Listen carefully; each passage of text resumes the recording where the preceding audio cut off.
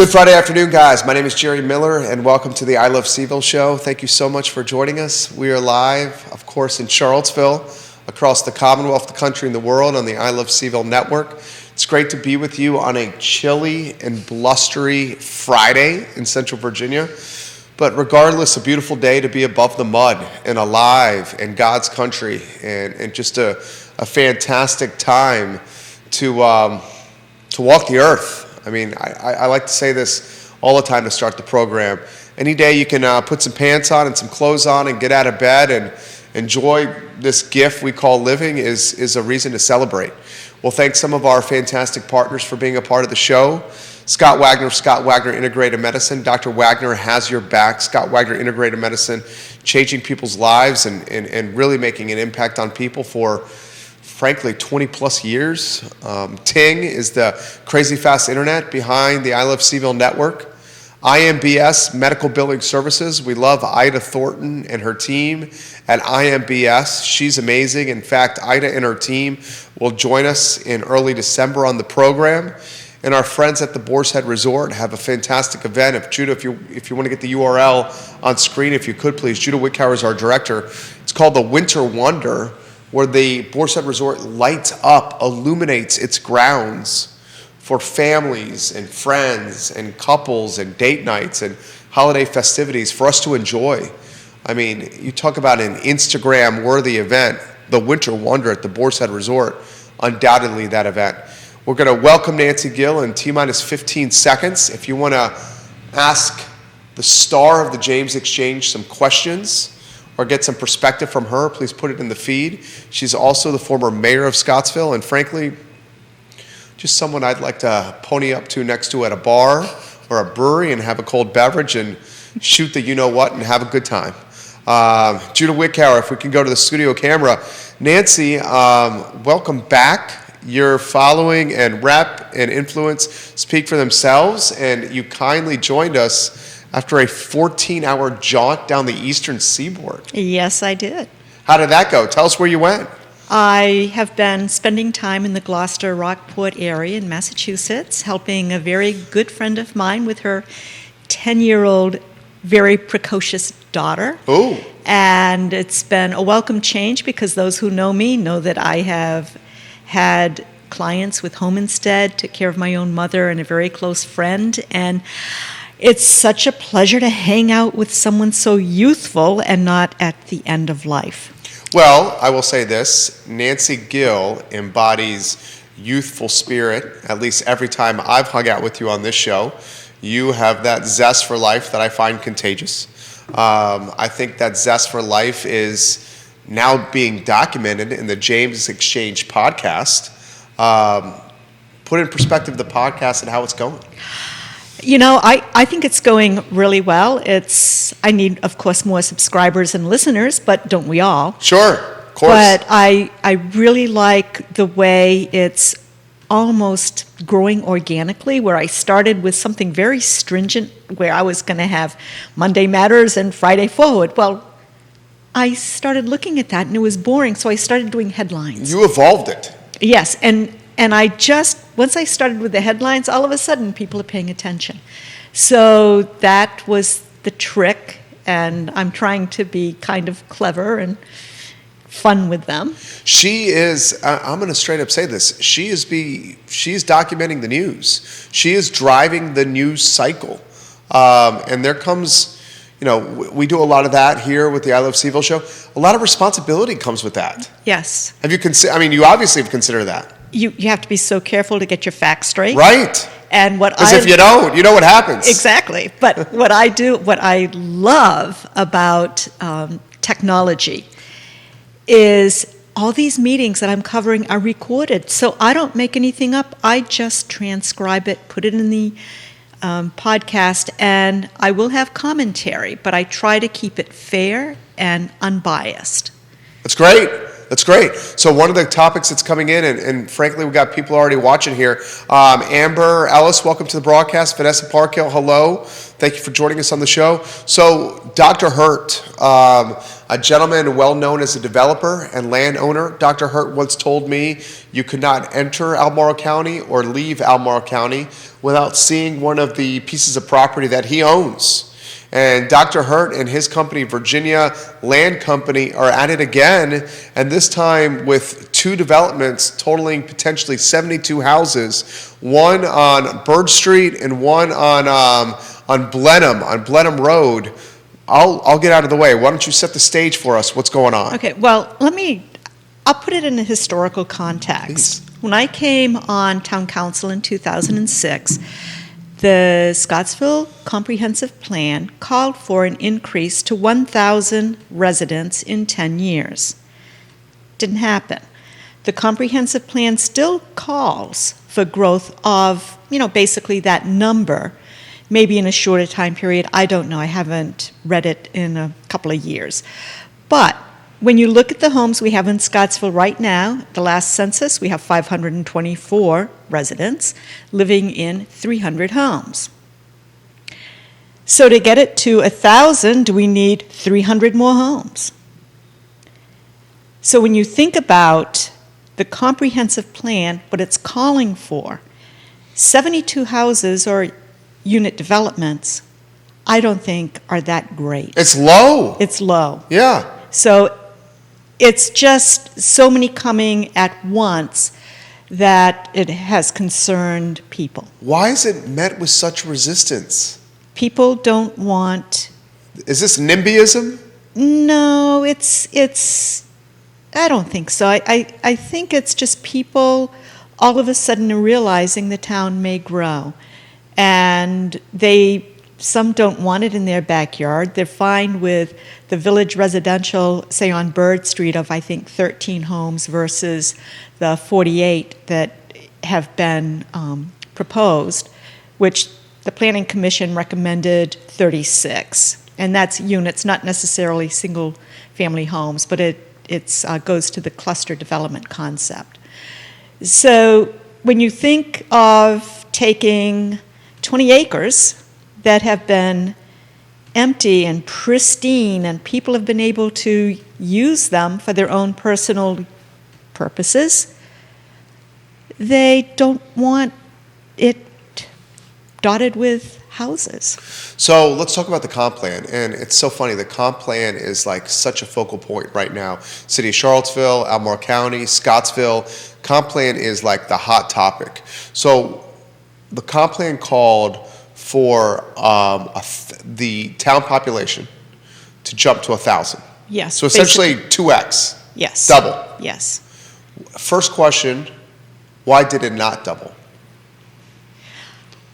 Basically because the opportunity wasn't there. Okay. Even though the land is there, the true opportunity wasn't, except back in 2003, 2004, Dr. Hurt was going to sell the Paulette Tract, which is approximately 230 acres, to a development company called Republic Properties out of Northern Virginia. Okay. And people will remember they came in, they were going to build 700 homes. Well, of course, everyone went crazy. Sure. And then they came back, I think it was 450, and everybody went crazy. And I actually asked the representative how many they really wanted, and he said 125. So I'm like, that's doable.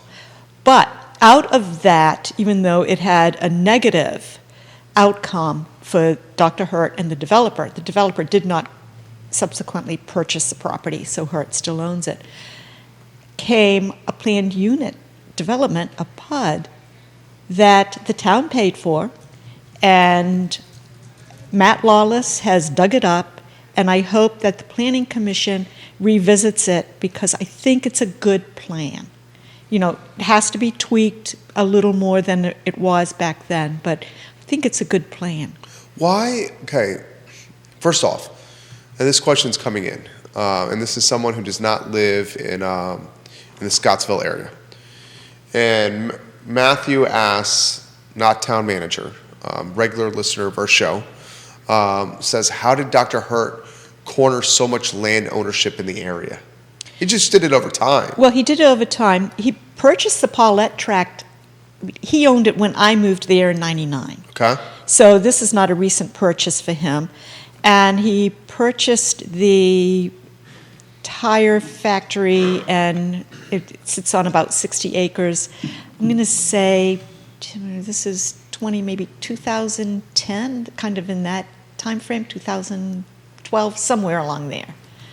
So he just sees opportunities and he buys the land. Yeah, right. So, and props to him.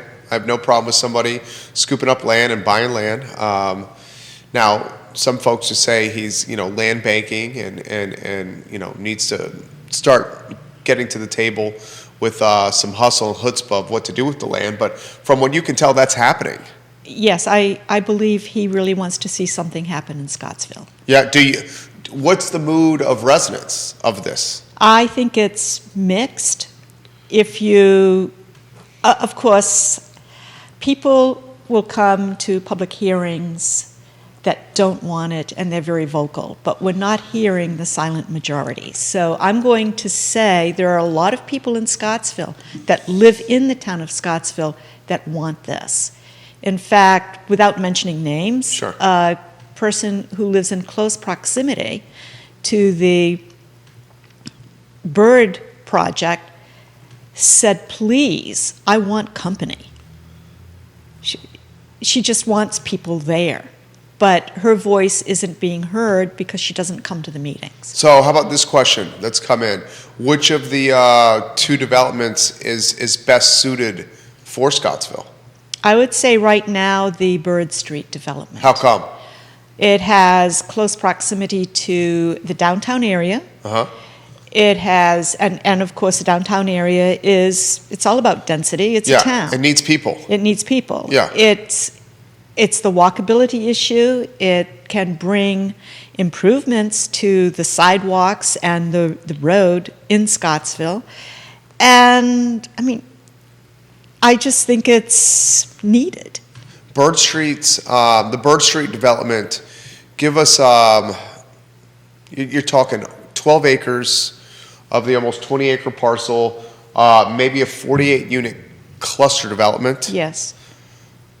We got our friend Eric LaFontaine of Ben Barbecue. He would love to have some people passing by and walking by. Any of the restaurants would. One of our favorite spots, James River Brewery, would. We did a real estate show this morning, and we talked about how the lack of inventory is driving up home prices so much that the area is becoming so unaffordable. It seems to me we almost have to do stuff like this if we're going to make home ownership tangible for people. Mm-hmm. Your thoughts? I think you're absolutely right. And as you know, people are moving into Buckingham County, just over the river from Scottsville. Why can't we bring them to Scottsville, where they become truly a part of the community network and the economic buildup of that town? We had a realtor this week say Buckingham is going to turn into one of the most popular places for people to buy homes. Yeah. Because it's one of the last affordable bastions of housing. And if we had ever thought 15 years ago that someone would have said Buckingham County and popularity with home purchases, 15 years ago we probably would have laughed. Yeah. And now it's no doubt reality. Yeah. It's quiet. People can have a half acre, 2 acres, 10 acres, and they can pretty much do what they want. Yeah. Within reason. So the James Exchange, her podcast, please follow this, please subscribe, please listen. You've decided to cover Buckingham more. Yes, well, Northern Buckingham is really a big part of Greater Scottsdale. Absolutely. And I know so many people that call Scottsville their town. But live in Buckingham. They live in Buckingham. And they come to the town and they drive through the town 5 to 7 days a week to go to work north of Scottsville. So obviously what I want to see is more jobs in Scottsville that will make people stop. What's the likelihood of that happening? Here's a perfect segue into the Suttons. They I believe the Suttons will bring, with the market and the other offerings they have, I think the number is 28 jobs. It's pretty good. That is amazing for Yeah. Scottsville. That I think they will be the largest Employer? employer. I think they will surpass Food Lion. Okay. Maybe not, but What are the top 5 largest employers in Scottsville? Food Lion, let's put the Suttons in there Yeah. with Tiger Fuel. And we'll say Tiger Fuel 1, Scottsville, Food Lion 2. oh goodness, this is tough. The Tavern. Okay. I'm Tavern with- on the James. Yeah, They're under Bateau. 20 employees, though, I'd say. I think so. You think Spencer's at 20? I think he is. He's close. Okay. So let's put them at 3. Carol Keese, hello, welcome to the show. Help us answer this question, viewers and listeners. What are the top 5 employers in the town of Scottsville? What's the town of Scottsville have on its roster? Actually, the town is getting there. The town has, let's see, 2, maybe 10 employees now. Okay. So that's probably in the top 5. Yeah, and that's counting the police department, DMV Select, and our office. Sure. That counts. Yes. That's top 5. So 28 new jobs from the Suttons is big time. The question came in, we were promoting all week that you were coming on the show, and we had questions come in.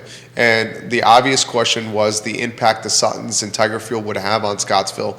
How about the impact Tiger Fuel would have on economic development in Scottsville? I think it's huge. When you think, first and foremost, of the property they've invested in, Yeah. they basically own that, with the exception of one parcel, the property that is bounded by 26 James River Road. That's substantial. It's substantial. Yeah. And I don't know what their plans are beyond the market, the gas stations, the car wash. I don't know what they're planning beyond that.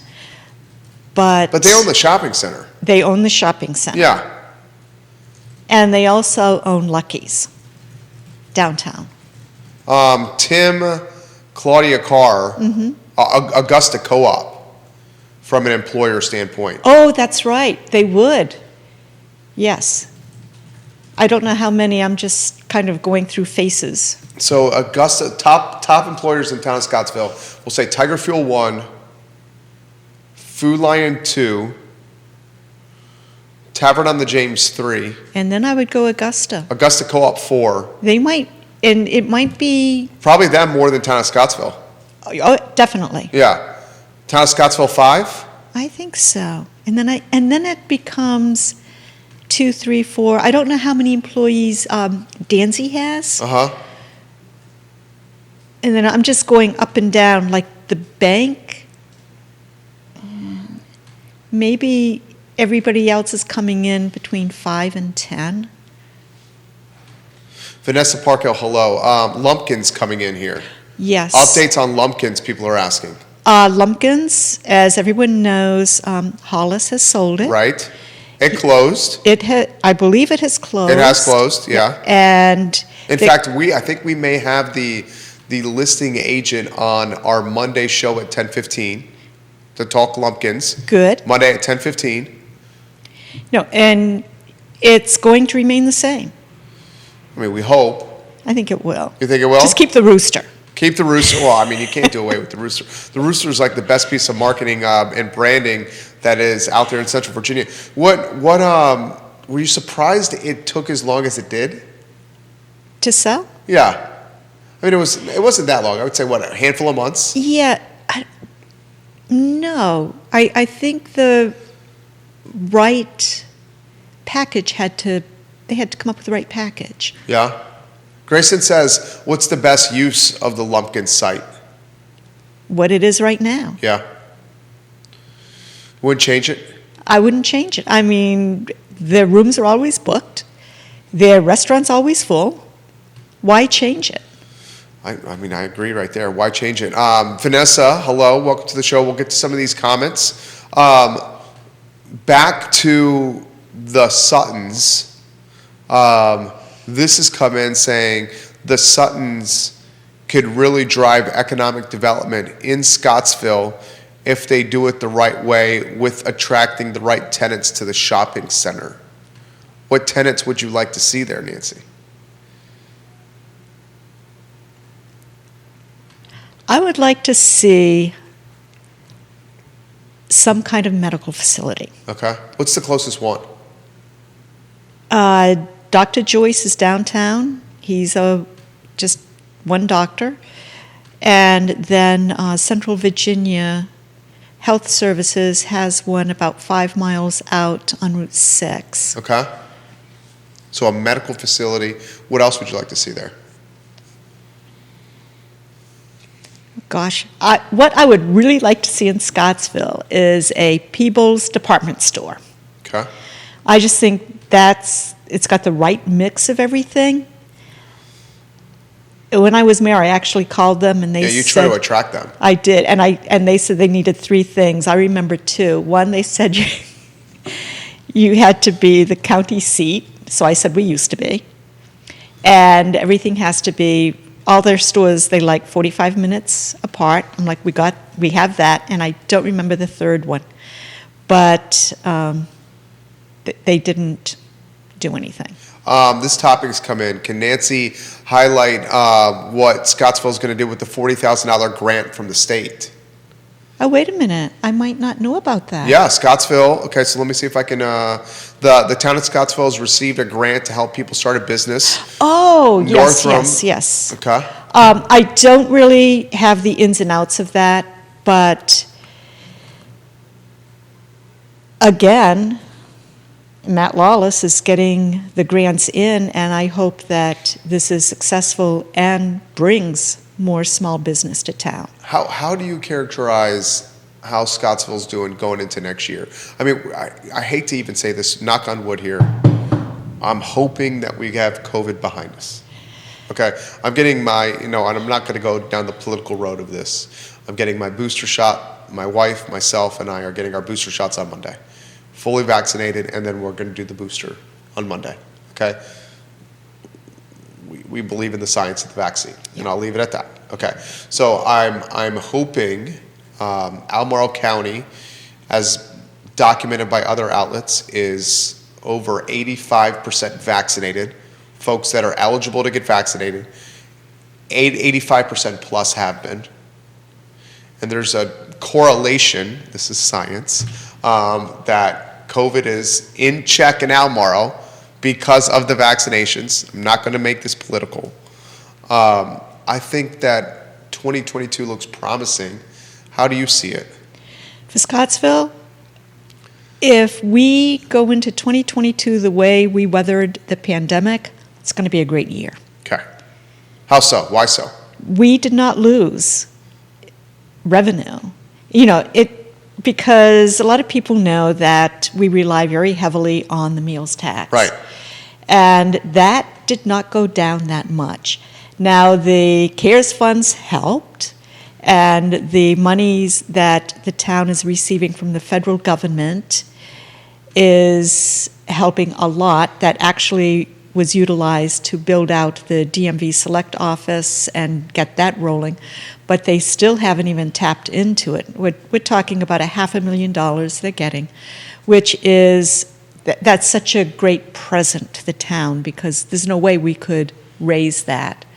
So with all of those things in place and council being very judicious with how they're spending that money, I think they're doing well. Plus, with more restaurants coming and hopefully more people coming, wearing their masks, getting vaccinated, because I don't want to get political, but I personally took it as my responsibility. Same. To people I love and people I see on a daily basis. Same. We're same mindset with that. The impact DMV Select has had on Scottsville. I spoke with Matt this morning about it. Things are progressing. They're getting a lot of business there. And of course, more people coming into the town office area, they become more acclimated with our staff and really what the town is doing on a daily basis. Put in paint the picture of the DMV Select office. So it is now in the space that used to be the council conference room, which was never used. It was Right. basically storage. It was empty.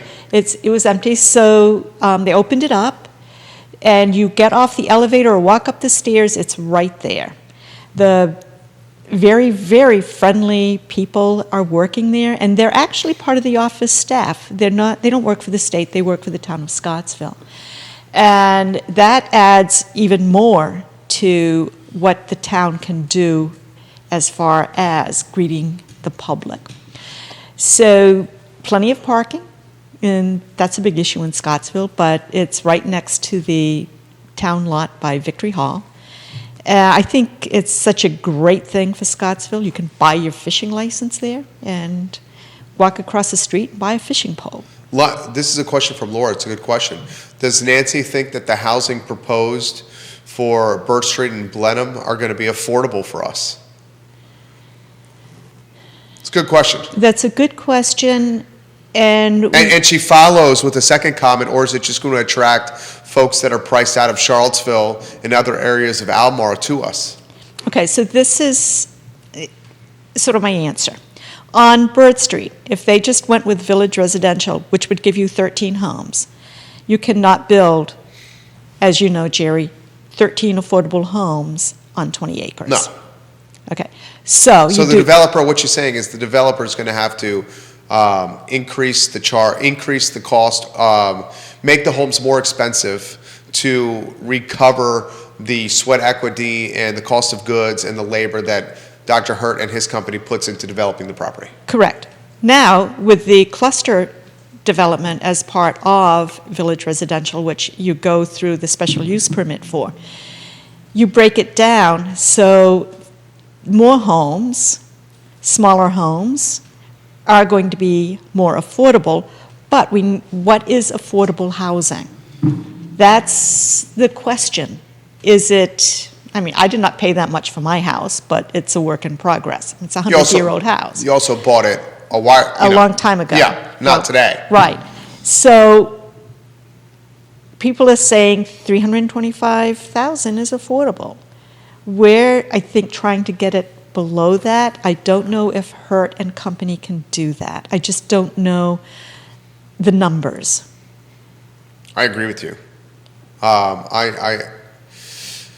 I'm not trying to be a Debbie Downer here, but I don't see, if it's not cluster development, I think these homes are going to be flirting with 400 Yeah, and or north. right, and a new home in Scottsville, our older homes are going for that price. You know, one of the houses that just sold would go for probably $1 million in Charlottesville, but $495,000, $500,000 in Scottsville. Which location? Harrison Street. It's a good spot, though. Yeah, it's a good spot. How about Blenheim? Your thoughts on the Blenheim development? Those are going to be more expensive. I Larger just- lots. Yes, I just wish and I hope that council steps back and looks at the full 200 acres Uh-huh. and really how development at the top part there, Blenheim and Albavana Springs, sorry, how that will affect the downtown area, because the Mink Creek goes right down through the middle of that property, and that is what has flooded the town. Now, we do have the A. Raymond Thacker flood control system in, which is a dam, intake, outtake, the levee, which protects from the river, the dam behind Doug's Maytag, and the pump station protects us from the Mink Creek. So we have to protect that creek. That's my main concern there is, Is it being considered? I think it has to be. But right now, because they're taking, I think it's about a 20-acre field and using, 8 acres of it, 9 acres of Let me it? see if I can confirm. I have the Daily Progress article open here. I'll look for that if It's you a finish small, your thought. it's a very small part of that overall parcel. I would like to see the whole plan. You know, the town did the small area plan on the whole Blenheim, that west side of downtown. And they, again, as I mentioned earlier, they have the planned unit development that was done back in 2003, 2004, revisit it. And just, it's, to me, that up there is so important to keeping downtown safe. How long till these houses come on market, do you think? Oh, gosh, it's going to be a few years. Yeah. So just, I mean, there's still, this is step one. yeah. And they still have to do all of the site plans, all of the development, and going through Architectural Review Board, going back to the Planning Commission. I mean, this is Such a long process. it's a long It's process. such a long process. So this question's coming in from Steven. Any updates on Centurylink for us? No. Yeah. Although I did speak with an acquaintance who lives in Howardsville, and he was able to hook up to broadband through Centurylink, and he's very happy. So the money that the county has spent through grants to Centurylink is paying off for some residents, but I think for others, the hookup is just so astronomical. Put in perspective how dire the circumstances are now for some. In the outlying areas, it's Yeah. bad. I mean, it's not just internet, it's also phone. cell phone. Yeah. So, you know, we want to keep our kids and our businesses at the highest level we can, but broadband lack of is not helping. Yeah. We had Buckingham Board of Supervisor Thomas Miles on the show about a month ago, and Supervisor Miles of Buckingham County is like doing an aggressive Yeah. campaign, really putting in perspective how poor Centurylink is doing with its commitment to the area, and how like during inclement weather or storms, how the conditions worsen. And we'll see if we can get Supervisor Miles back on the show. He and I are Facebook messaging back and forth about this. You know, I feel, go ahead.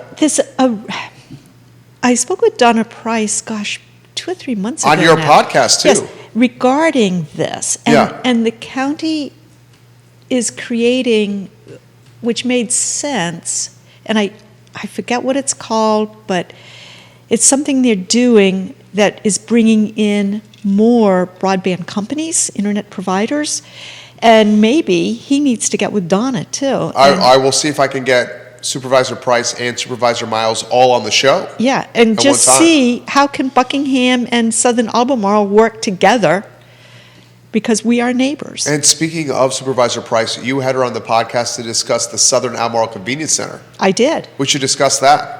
What are some of the highlights of that? It looks like it's coming. It's going to be in Keene, off Esmont Road, which is off Route 20. It's they're in the design phase now. So what I covered was basically the Planning Commission had to go through the comp plan and the convenience center just to make sure that it was consistent with the comp plan. Board of Supervisors already had said, yes, let's do this pre-pandemic, and they don't have to revisit it. So it looks like it's a go. More highlights from that interview. I actually listened to that one. She'd worked Supervisor Price in close connection with Supervisor Liz Palmer, Yes. which I learned from your podcast. It's about time, right? Yes. When we say that's fair? Yes. How long has this been in the works for? One time. A long time. I know they purchased the land, and anybody correct me anytime I say anything that is incorrect, correct me, please. They purchased the property back in the 70s. And back, oh gosh, when were they talking about this? Maybe 10 years ago or less, about putting this convenience center there. And there was so much negativity that they didn't do it. Right. And what Donna, as you heard in the podcast, basically said that was because it was just bad marketing. A convenience center is not a transfer station. So big trucks aren't going to be coming in there dumping, multiple trucks of household trash. It's just you and me. Tag a bag, drop it off, recycling. I'm excited more about the recycling than anything. But, a $2 tag a bag, That's a good thing. Especially if you only have one bag of trash a week. That's what, $8 versus the $30 we pay private companies to come by. Seems like a good thing here. This is a comment from Kevin. Before we consider developing on Burr Street and on Blenheim, we should do something with Hertz' other important property, the tire plant.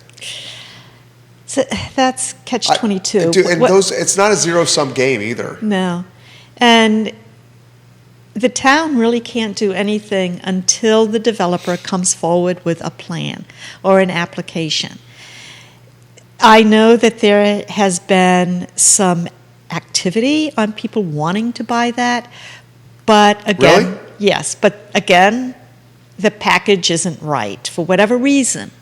And I don't know what the package is, but you can't say You can't you force can somebody do to sell. this, you can do this if you do that. Right. Not a zero-sum game. No. So you agree it's not a good comparison there. No. Yeah. But I would love to have something done with the tire plant. Yeah, and that comes up every time on the show when we have you on here. It comes up every time. We're all in agreement that something should be done with this important piece of property, but you cannot strong arm him into doing something with it. Right. And right now, he doesn't need to do anything with it, and that's his prerogative. Hmm. Well, he's storing a lot of stuff in there. Is he? Uh-huh. What's he storing in there? Everything he buys at these auctions. Oh, it's going there? My understanding is it goes to multiple places. I did not know that. He likes to collect things. I've heard collecting is a kind way of putting it, is from what I've heard. And that's because Nancy is a kind person right there. All right, let's highlight positivity, especially in downtown Scottsville. What have you seen since the last time you've come on the show? We're heading into a time where maybe downtown's got a little more pep in its step with the holiday season. Well, I'm going to tell you, remember our conversations on the ABC special banquet event? Yes. Scottsville has had 2. Oh, let's talk about that. And the first one, Open container. open container. Yeah.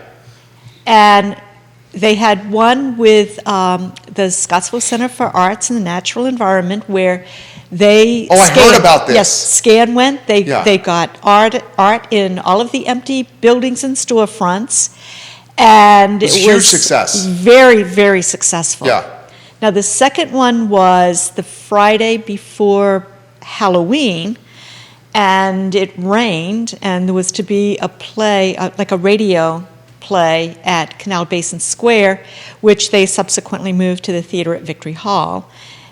They still did the dog parade, because people are going to do a dog parade or a pet parade anyway, but that didn't prove as successful as the first one due to weather. Yeah, the weather messed it up. Right. Now on... Did you get 12 a year? Yeah, 16. Oh, is it 16? Yeah. Okay. So you guys have done 2. And the third one will be on December the 4th. Okay. Where there's just a whole lot of activity going on. It's where the town does the traditional tree lighting. Sure. And there's more things going on with art. And I just think that one's going to be a hit. Diane Polero, hello, welcome to the show. Hi, Diane.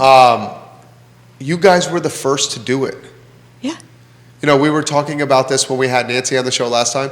Who was going to be the first to utilize the open container opportunities that kind of presented themselves due to COVID? And open container, the Commonwealth in Richmond, basically allowed jurisdictions 16 times a year, Nancy just corrected me, and she's right, to utilize open container. You can walk around in roped-in area with spirits in your hand, as opposed to being confined to a patio or to a restaurant inside, and use it for event engagement generation, or getting people engaged for events. And they were the first to do it. You guys, props to you guys. So is that lawless? It is. It is Lawless, and it is our arts people and our business owners. And the restaurants, the first day they did it, the bateau sold out. They ran out of containers. Best day ever since he opened. So I think it has great promise. And Especially there. yes, and I don't know why the tavern has not been participating, and I don't know why, but Amici's and... How hasn't the tavern participated? I don't know. I'll have to ask Spencer. This would be perfect for Spencer. Yeah. It might be because they get really busy, and they would have to pay attention to two types of glassware, because, you know, the glass that goes out on the street has to have their logo on Sure. it.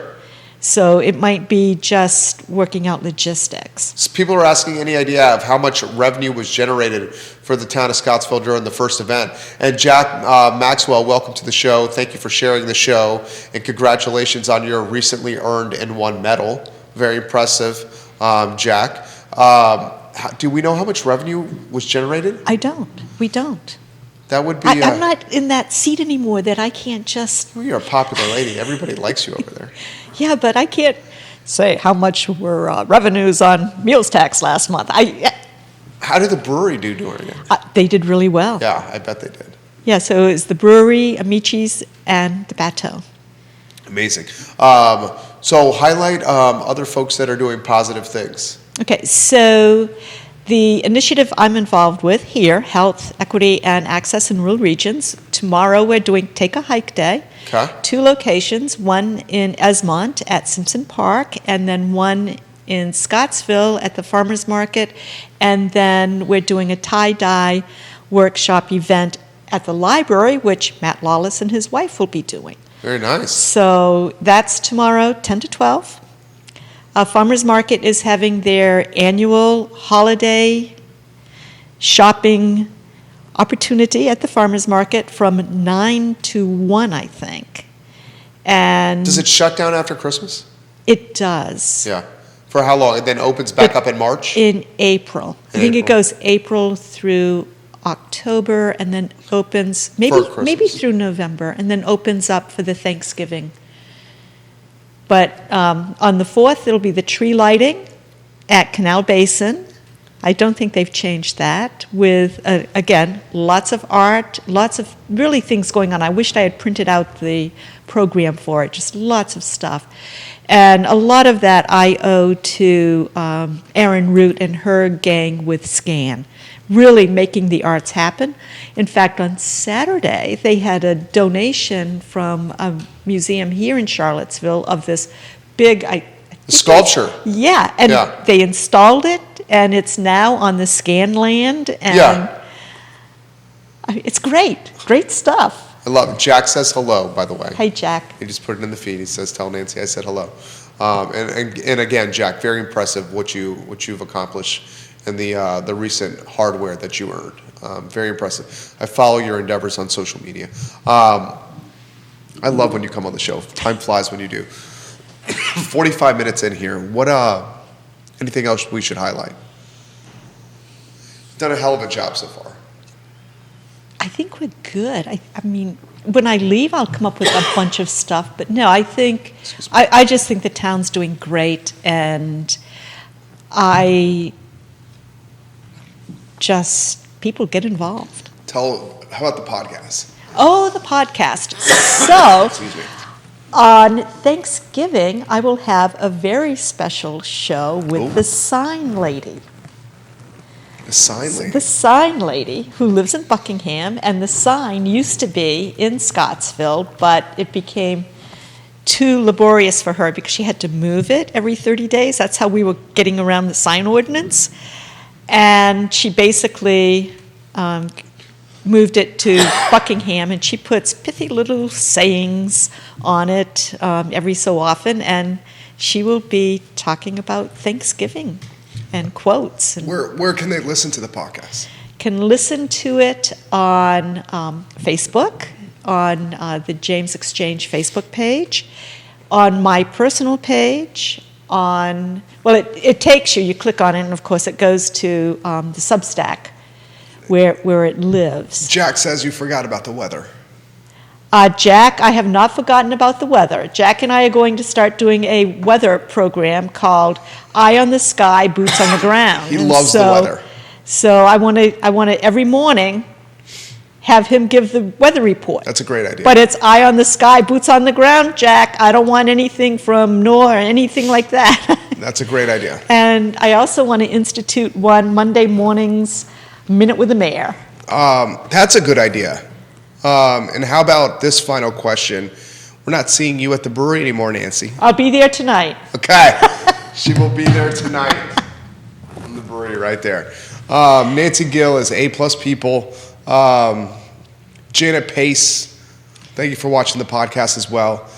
I'm going to, I think I'd like to do, if your schedule can permit, maybe like once a month or at least every other month. Probably every other month. I don't know what my spring schedule will be looking like after Christmas. Yeah, it's good. Are you going back to Massachusetts? I am. I'm really dedicated to this friend of mine, and I've known her since she was 4 days old, and she is 20 years younger than I am. Okay. So I spent, we spent her first 12 or 13 years together, and I don't know if she's listening. She knows I'm on here. She is a big fan of yours, Jerry, and she basically is, she's in Rockport right now, but they moved out of New York City when the pandemic hit. They just happened to have had a house in Rockport. So big fan, and that's why I'm going back and forth. Well, they're lucky to have you. I think you're the world of you, as do the viewers and listeners. She is fantastic, and I very much encourage you. I learned so much from the last podcast that she did with Supervisor Price, and the podcasts are very digestible. Yeah. I mean, what is the longest one you've done? Was it 27 minutes? Yes, probably with Ron. And she transcribes them. Yes, and I actually have... That's the most arduous aspect of it, isn't it? Well, I have a program that does it, but it's because it does, you have to still read it. You have to read everything. You almost feel like you should just do it yourself. But you can't. I can't type that fast. So when you read it, how many words, because we have a similar thing, how many words are you correcting? A lot, right? A lot, Yeah. and I take out a lot of ums. Right. And tighten up the space. Why is it? Because it just does not understand our dialects? Is that what it is? I don't know, or people don't speak as clearly. So the last one I transcribed. Which program do you use? What is it? I don't know. I got it on iTunes, or it's an Apple thing. And it does okay, but still, the only person that I have not had to edit is Dan Gritzko. Really? Yes. Why? Because he is a speech maker. Huh. And so he speaks Succinctly and clear. Yes. And he doesn't say That was every time we use ours, we have to edit every single one. It's laborious. Thank you for coming today. You are welcome. Seriously, thank you for coming today. Nancy Gill, guys, former mayor of Scottsville and the star of the James Exchange podcast. Scottsville is absolutely lucky to have this lady and stakeholder in the community. On Monday, we're going to welcome Stu Rifkin to the program, and Stu is going to highlight a number of things. He's a business broker. We're going to highlight hotcakes in Barracks Road that's for sale. And we're also going to discuss on Monday a number of businesses that are for sale, including Bounce and Play. So a business broker on the show to discuss what is up for grabs around the area. And he's also a realtor, and he's a restaurant manager, and he's a longtime stakeholder in this community. Stu Rifkin on Monday's program. For Nancy Gill and Judah Wickhauer, I'm Jerry Miller, and this is the I Love CVille Show. You guys have a good afternoon. Take care. Nancy, good job. I love when you come on the show.